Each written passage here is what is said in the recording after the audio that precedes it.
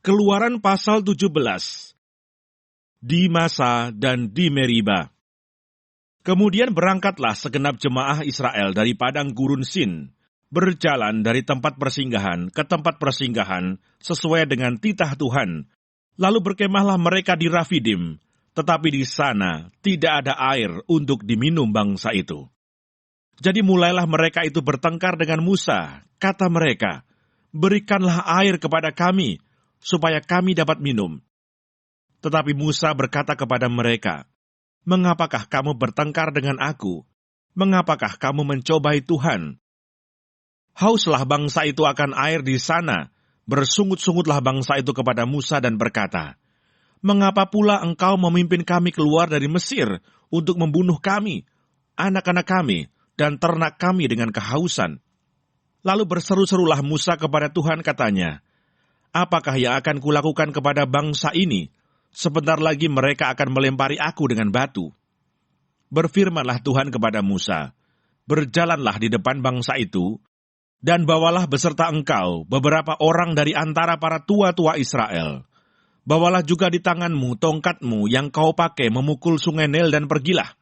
Maka aku akan berdiri di sana, di depanmu, di atas gunung batu di Horeb. Haruslah kau pukul gunung batu itu, dan dari dalamnya akan keluar air, sehingga bangsa itu dapat minum."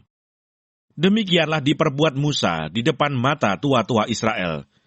Dinamailah tempat itu Masa dan Meriba, oleh karena orang Israel telah bertengkar, dan oleh karena mereka telah mencobai Tuhan dengan mengatakan, "Adakah Tuhan di tengah-tengah kita atau tidak?" Kemenangan orang Israel melawan orang Amalek. Lalu datanglah orang Amalek dan berperang melawan orang Israel di Rafidim. Musa berkata kepada Yosua, "Pilihlah orang-orang bagi kita, lalu keluarlah berperang melawan orang Amalek.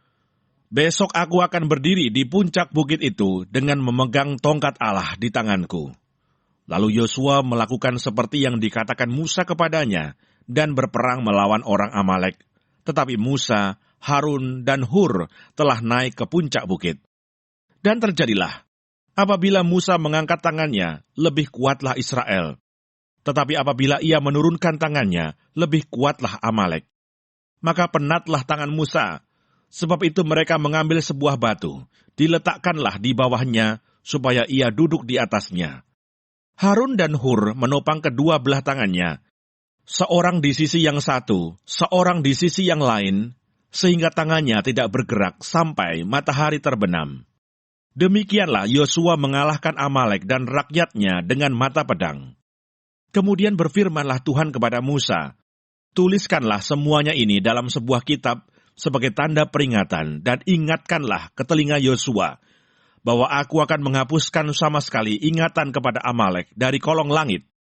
Lalu Musa mendirikan sebuah mezbah dan menamainya, "Tuhanlah panji-panjiku." Ia berkata, "Tangan di atas panji-panji Tuhan. Tuhan berperang melawan Amalek turun-temurun."